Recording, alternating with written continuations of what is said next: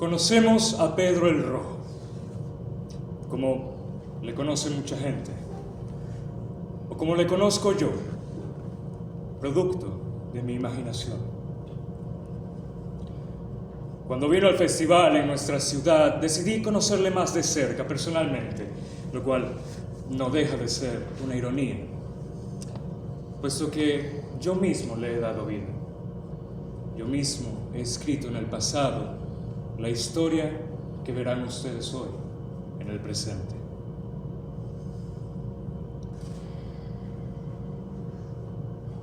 No es particularmente difícil ser recibido por él. En las grandes ciudades donde todos se agolpan para ver respirar a las celebridades puede ser dificultoso. Pero en nuestra ciudad uno puede admirarles desde las galerías.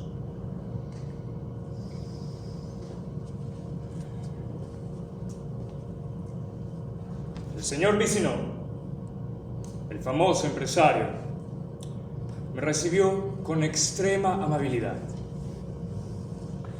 No esperaba conseguirme con un hombre tan modesto, casi tímido, a pesar de su fama.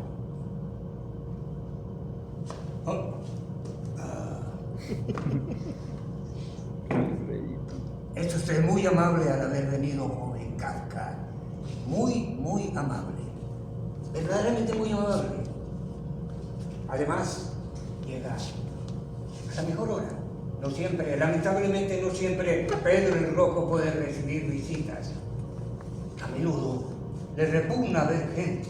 Entonces no se deja entrar a nadie, sea quien fuere. Aún yo mismo solo puedo tratarle comercialmente y en el escenario. Pero después de la representación tengo que desaparecer.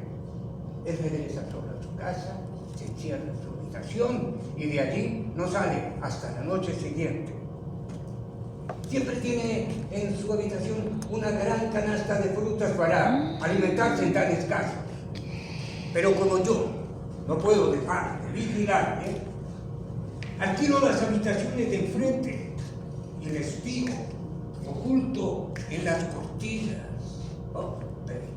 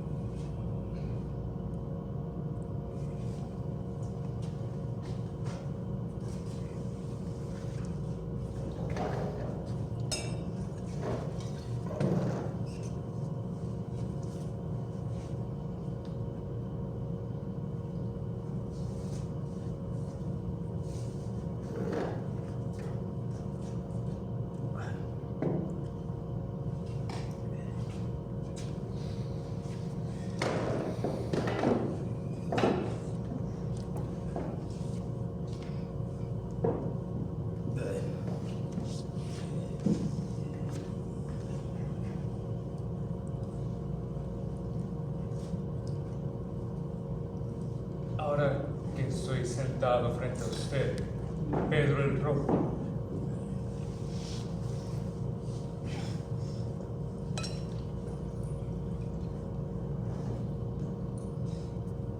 veo a su salud.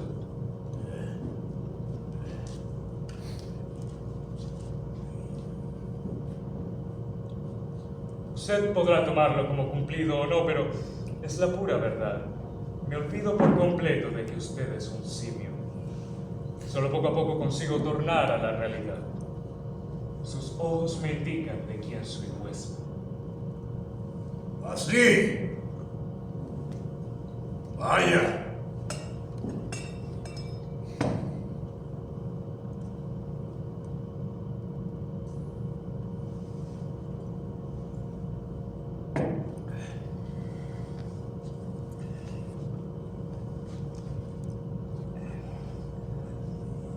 Está usted muy silencioso, señor. ¿Por qué?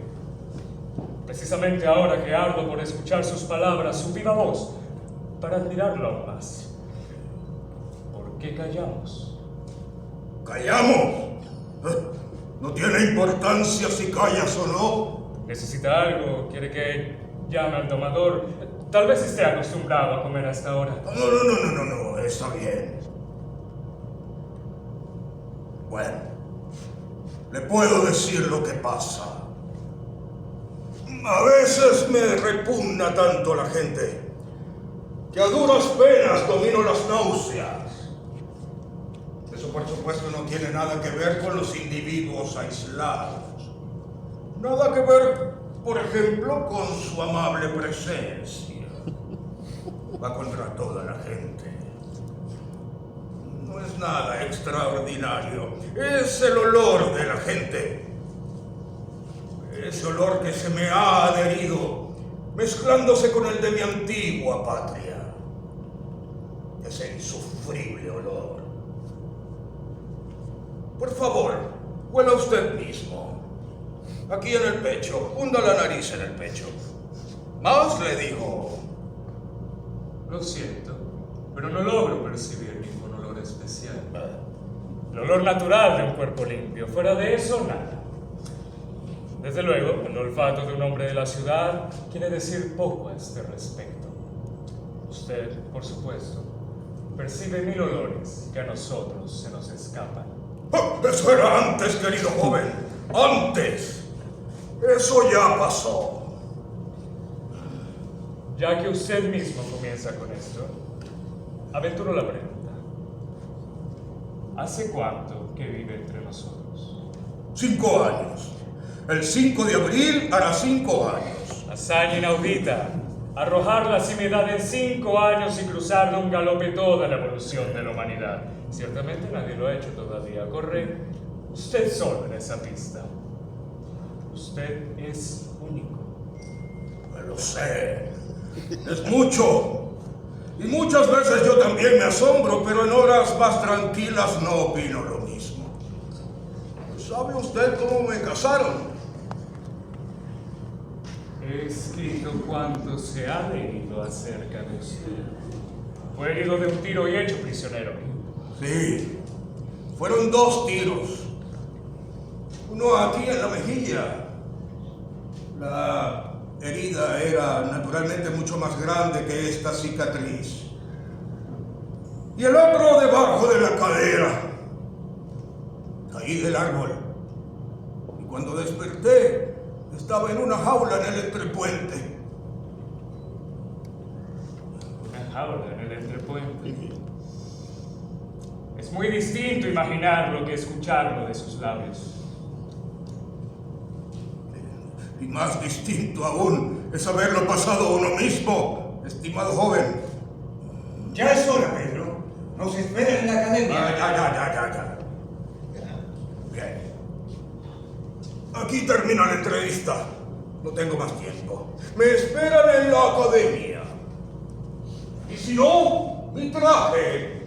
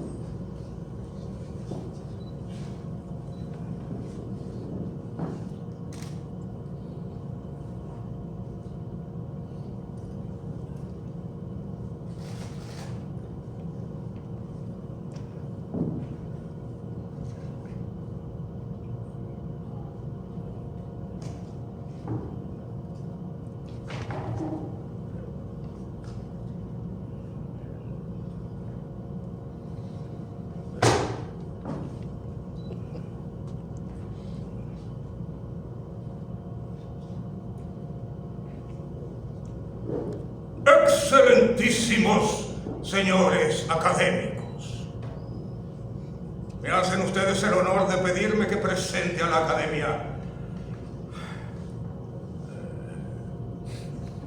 un manifiesto sobre mi simiesca vida anterior. En ese sentido no puedo, desgraciadamente, complacerles, pues cerca de 5 años me separan ya de la simiedad.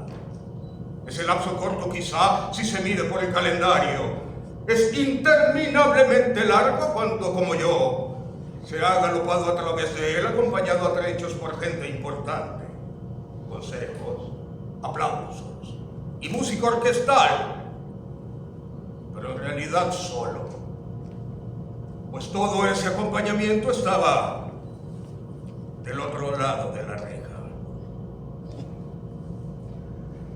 De haberme aferrado a mis orígenes, a mis recuerdos de juventud, me hubiera sido imposible cumplir lo que he cumplido.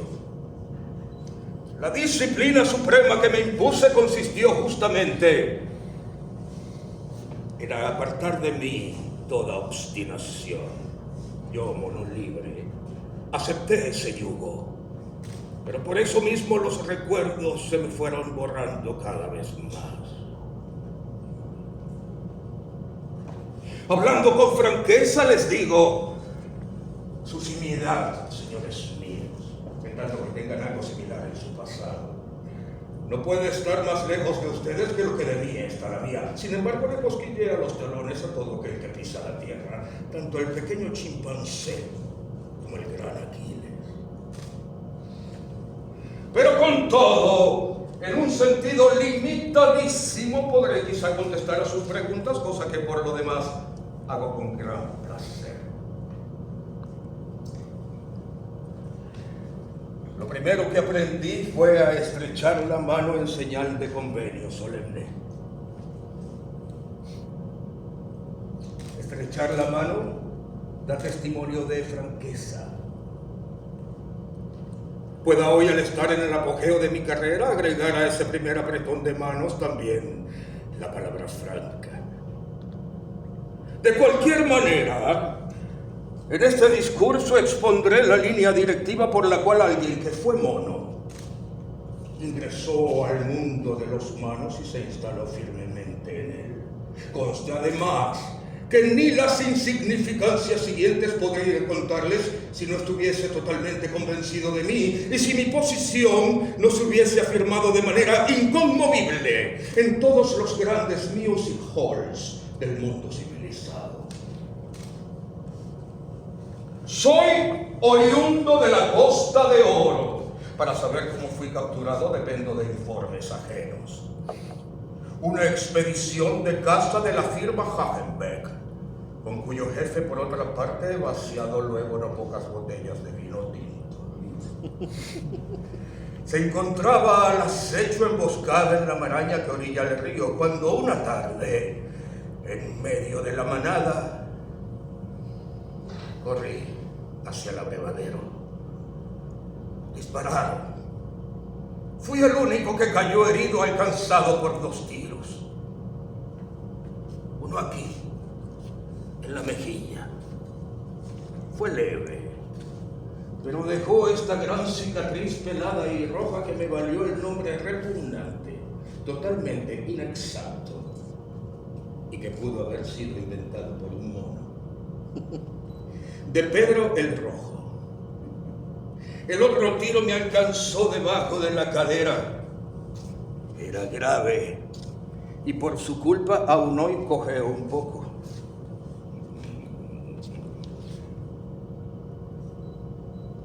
No hace mucho leí en un artículo escrito por uno de esos 10.000 sabuesos que contra mí se desahogan desde los periódicos, que mi naturaleza simiesca no ha sido reprimida del todo, y como ejemplo de ello alega que cuando recibo visitas me complazco en bajarme los pantalones para mostrar la señal dejada por la bala.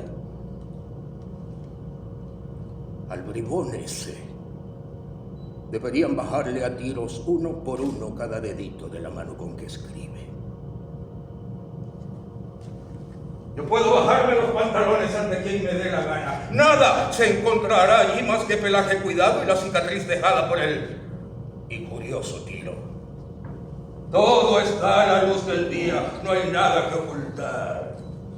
Tratándose de la verdad, toda persona generosa prescinde de los modales por finos que estos sean. En cambio, otra cosa distinta sería si el chupatintas en cuestión se bajase los pantalones a recibir visitas.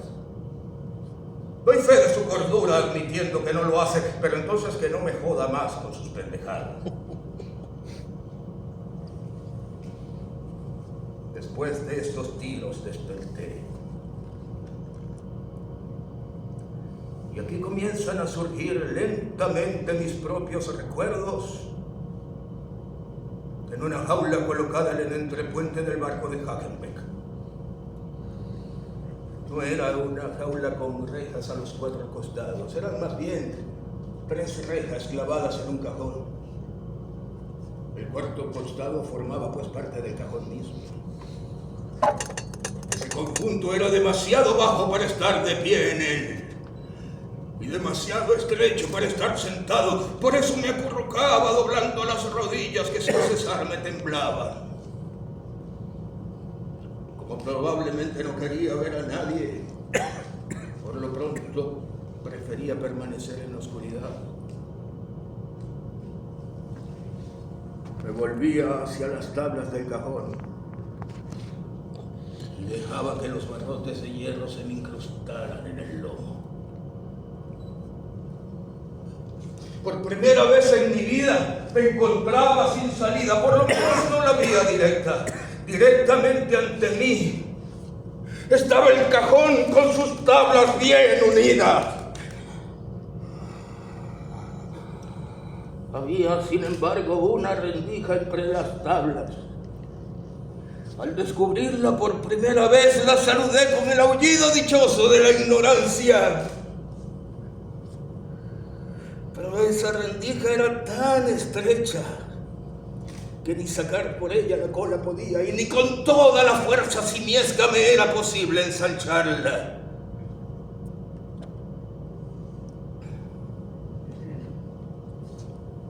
Como después me informaron, debo haber sido excepcionalmente poco ruidoso, y por ello dedujeron o que me extinguiría muy pronto, o que de sobrevivir a la crisis de los primeros días sería luego muy apto para el amaestramiento.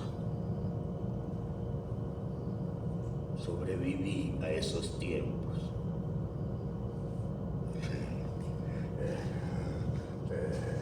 Mis primeras ocupaciones en la vida nueva fueron sollozar sordamente, expulgarme hasta el dolor, lamer hasta el hastío una nuez de coco, golpear con el cráneo contra la pared del cajón y enseñar los dientes cuando alguien se acercaba.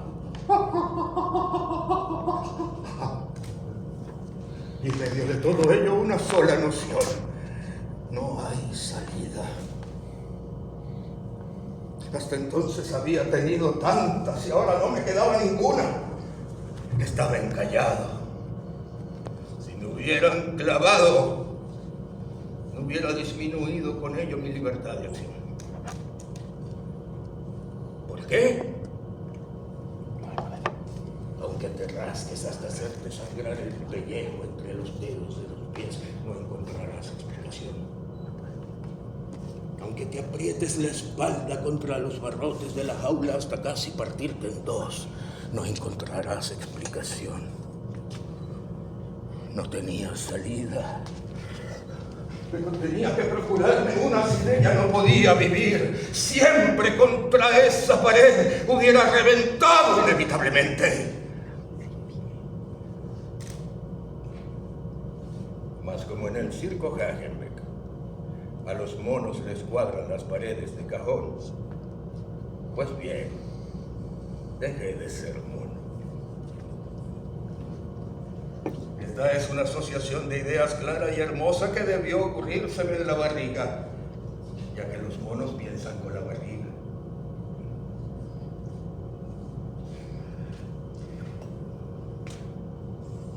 Temo que no se comprenda bien lo que yo entiendo por salida.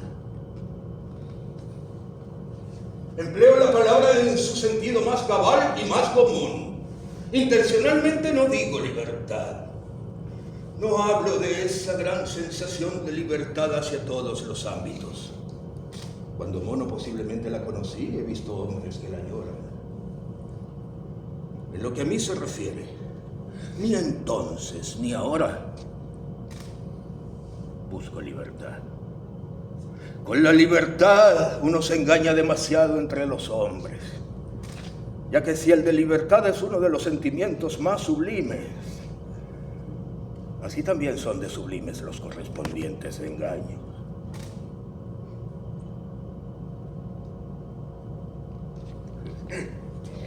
En los teatros de variedades, antes de salir de escena, he visto a menudo ciertas parejas de artistas trabajando en los trapecios. Muy arriba, allá, cerca del techo. Se lanzaban, se mecían, saltaban, volaban el uno a los brazos del otro, se llevaban el uno al otro suspendido del pelo con los dientes. También esto, pensé, es libertad para el hombre, el movimiento soberano. Oh, escarnio de la santa naturaleza, ningún edificio quedaría en pie ante las carcajadas que semejante espectáculo provocaría entre la simiedad.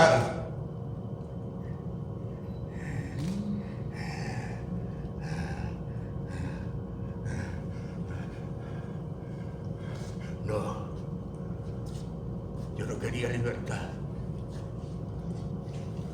Quería únicamente una salida, a derecha, a izquierda, donde fuera. No pretendía más. Aunque la salida fuese tan solo un engaño, como la pretensión era pequeña, el engaño no sería mayor. Avanzar, avanzar, con tal de no detenerse con los brazos en alto, apretado contra las tablas del cajón.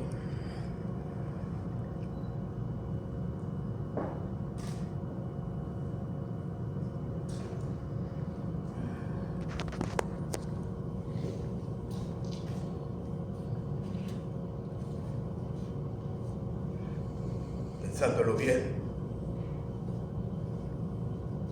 si no hubiera tenido una gran tranquilidad interior, no hubiera podido escapar jamás.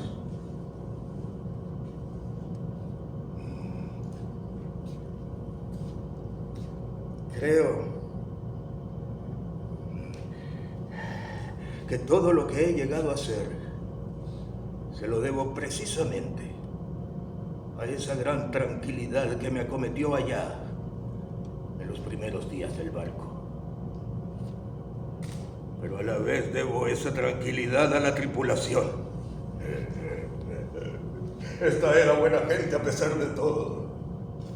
Hoy todavía recuerdo con placer el sonido de sus pasos pesados que hasta entonces resonaban en mi sopor. Acostumbraban a hacer las cosas con extrema lentitud. Si alguno necesitaba frotarse los ojos, levantaba la mano como un peso muerto. Sus bromas eran groseras, pero cordiales. A sus risas se mezclaba siempre una tos que, aunque sonaba peligrosa, no significaba nada. Tenían continuamente en la boca algo que escupir y les era indiferente dónde lo escupían. Se quejaban de que mis pulgas le saltaban encima, pero no por ello llegaron a enojarse en serio conmigo. Sabían, pues, que las pulgas se multiplicaban en mi pelaje y que las pulgas son saltarinas. Con ello se daban por satisfechos.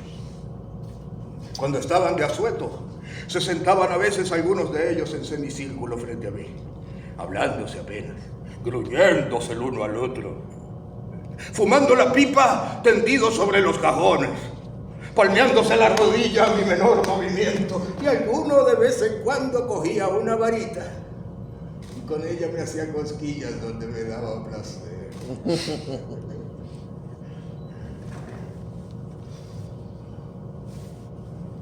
Si me invitaran hoy a realizar un viaje en ese barco, desde luego declinaría la invitación.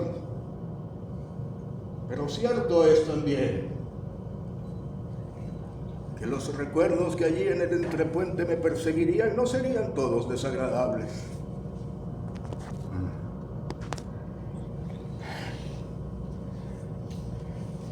La tranquilidad que obtuve en el círculo de esa gente me preservó ante todo de cualquier conato de fuga.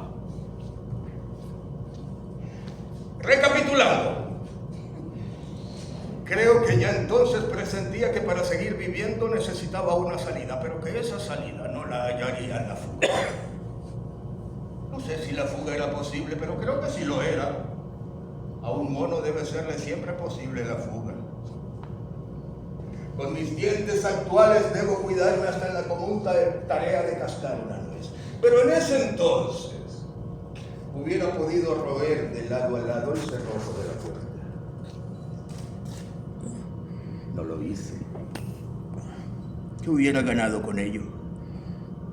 Apenas hubiera sumado la cabeza, me hubieran cazado de nuevo y encerrado en una jaula peor. O bien hubiera podido huir hacia los otros animales que estaban frente a mí, hacia las serpientes gigantes, por ejemplo, para exhalar en su abrazo el último suspiro. O haber logrado deslizarme por el puente superior y saltando por sobre la borda, me hubiera mecido un ratito en el océano y luego me habría ahogado. Actos suicidas todos estos. No razonaba tan humanamente entonces.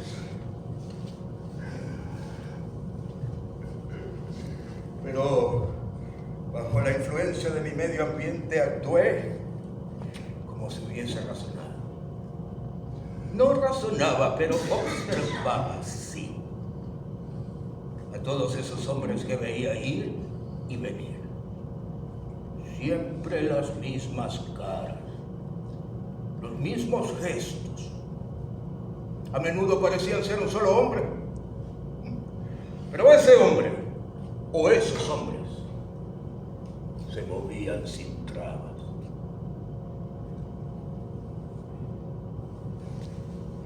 Un alto designio comenzó a alborear en mí. Nadie me prometía que de llegar a ser lo que ellos eran me quitarían las rejas. No se hacen tales promesas para esperanzas que parecen incolmables, pero si llegan a colmarse aparecen esas promesas después, justamente allí donde antes se las había buscado en vano. Ahora bien, nada en esos hombres me atraía mayormente. Si fuera partidario de esa libertad a la cual aludí, hubiera preferido sin duda el océano a esa salida que veía reflejarse en la turbia mirada de aquellos hombres.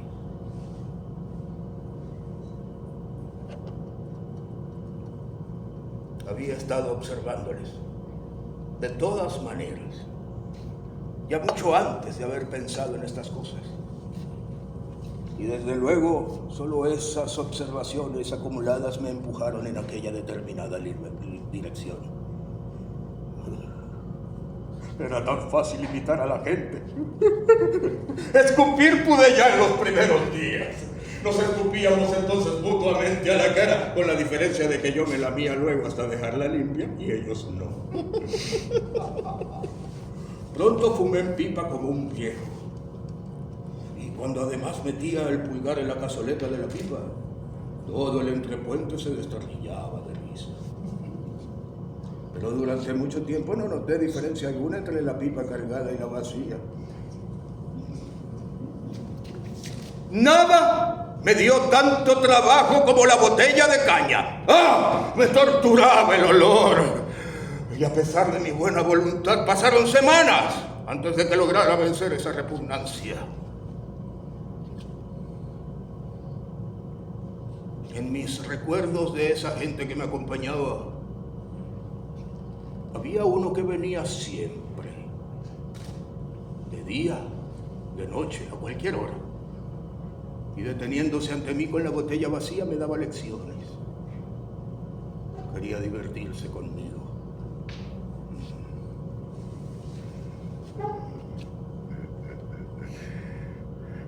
Cogía la botella y la descorchaba, y y luego me miraba para ver si yo había comprendido. Confieso que yo le miraba siempre con mucha atención. Ningún maestro de hombre encontrará en el mundo entero mejor aprendiz de hombre. Cuando había descorchado la botella se la llevaba a la boca. Yo con los ojos seguía todos sus movimientos. Me miraba con satisfacción y ponía la botella en sus labios. Yo, entusiasmado, chillaba dando saltos. Él, divertido, empinaba la botella y bebía en trago. Yo, impaciente y desesperado por emularle, me cagaba en la jaula.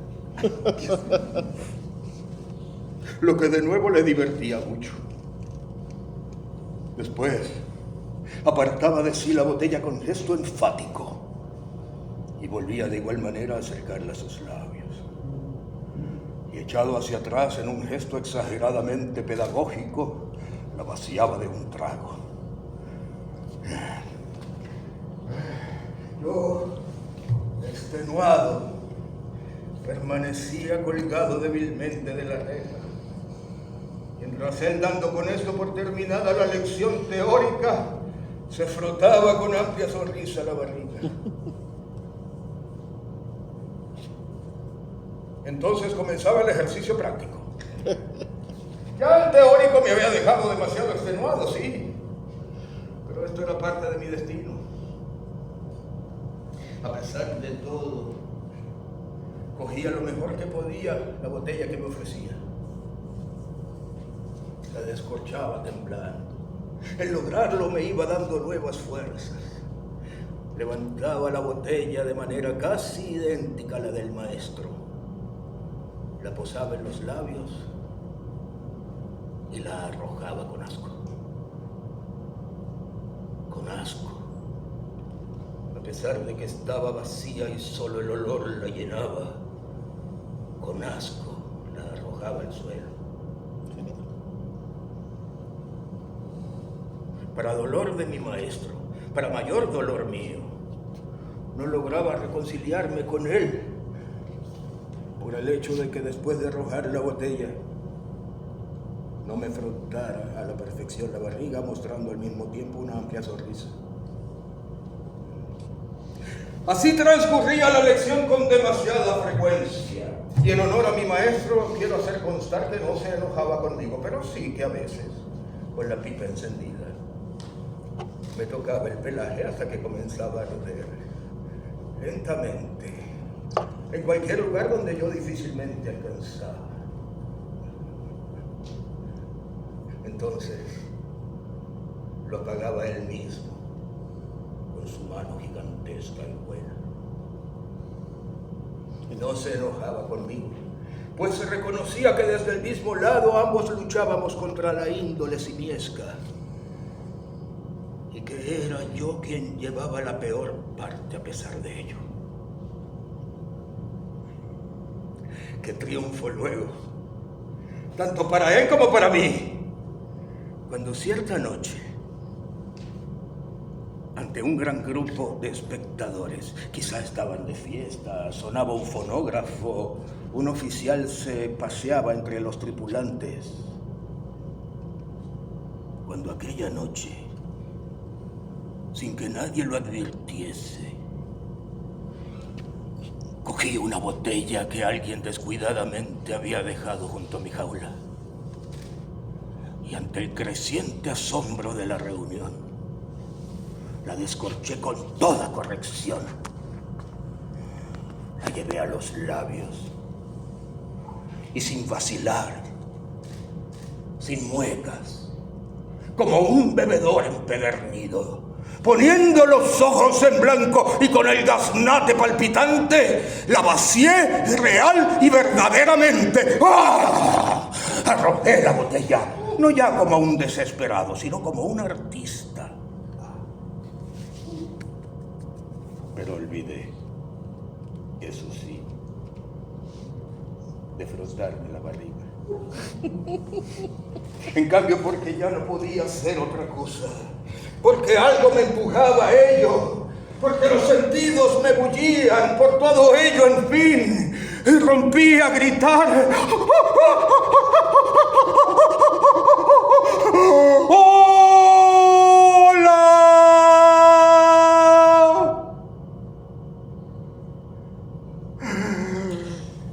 Con voz humana. Ese grito me hizo entrar de un salto en la comunidad de los hombres. Y su eco, escuchen, habla.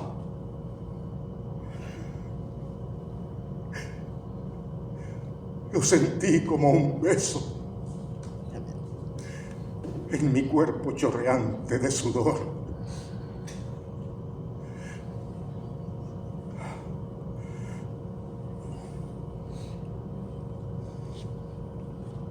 Repito, no me seducía imitar a los humanos. Les imitaba porque buscaba una salida, por ningún otro motivo.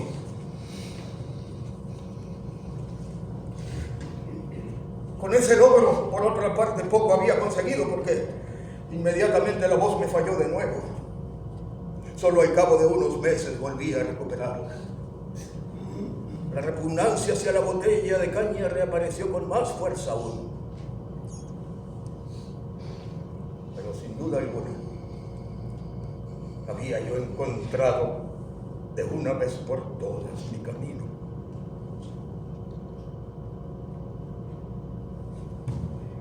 Cuando en Hamburgo me entregaron al primer amaestrador, advertí enseguida que ante mí se abrían dos posibilidades: el jardín zoológico o el music hall. No vacilé. Me dije a mí mismo: pon toda tu voluntad en ingresar en el music hall. Esa es la salida. El jardín zoológico no es más que otra nueva jaula. Quien entra allí está perdido. Y aprendí, señores míos. Oh, sí, cuando hay que aprender, se aprende. Se aprende cuando se trata de encontrar una salida. Se aprende sin piedad. Se vigila uno a sí mismo, lacerándose con el látigo a la menor resistencia. La índole simiesca salió con furia fuera de mí. Se alejó de mí dando volteretas.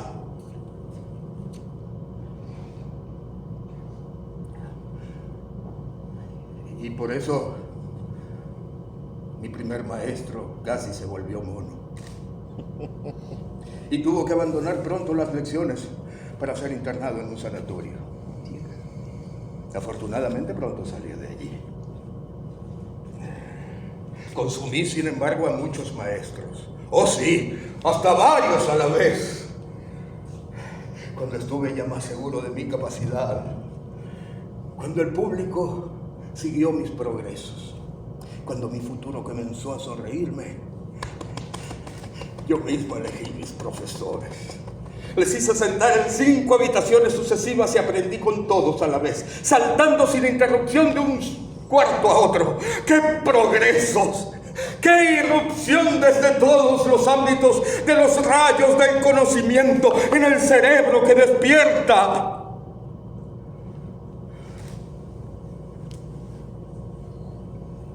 ¿Por qué negarlo? Eso me hacía dichoso. Pero tampoco puedo negar que no lo sobreestimaba ya entonces, y cuanto menos lo sobreestimo ahora. Con un esfuerzo que hasta hoy no ha vuelto a repetirse sobre la tierra, logré tener la cultura media de un europeo. Eso posiblemente no sería nada, pero es algo, sin embargo. En la medida en que me ayudó a dejar la jaula y a encontrar esta salida especial, esta salida humana. Hay un excelente giro alemán: escaparse entre la maraña. Eso fue lo que yo hice. Me escapé entre la maraña. No me quedaba otro camino. Por supuesto, siempre que no había que elegir la libertad.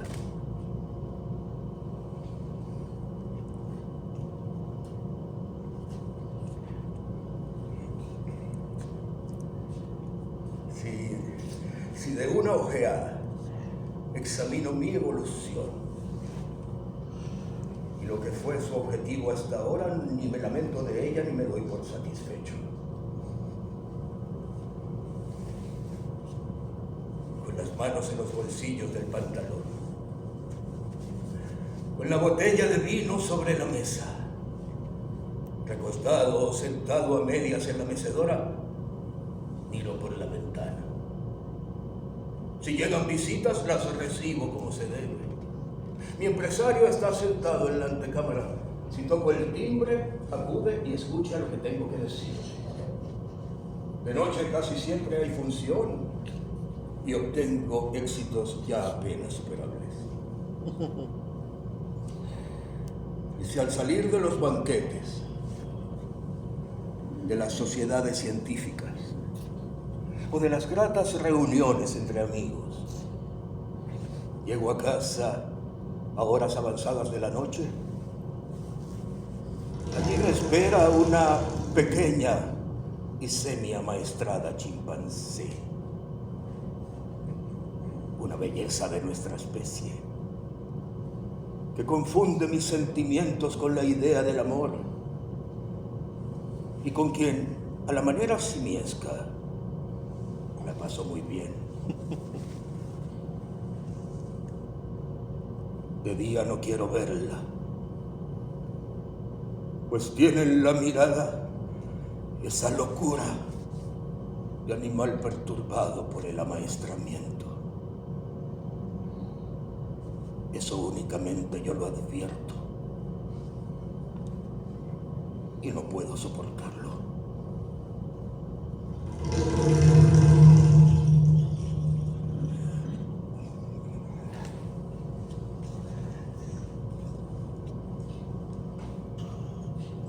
De todas maneras, en resumen, he logrado lo que me había propuesto lograr, y no se diga que el esfuerzo no valía la pena. Por lo demás, no es la opinión de los hombres lo que me interesa. Yo solo quiero difundir conocimientos. Solo estoy informando. También a ustedes, excelentísimos señores académicos. Solo les he informado.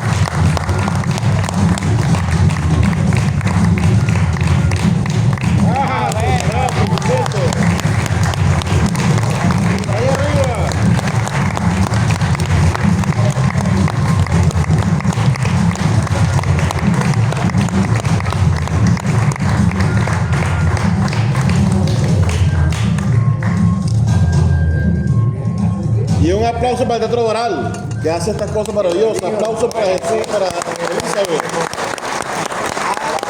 que hacen posible esto. Venir y confiar. Es lo importante. Digan a ti qué te parece. Raro.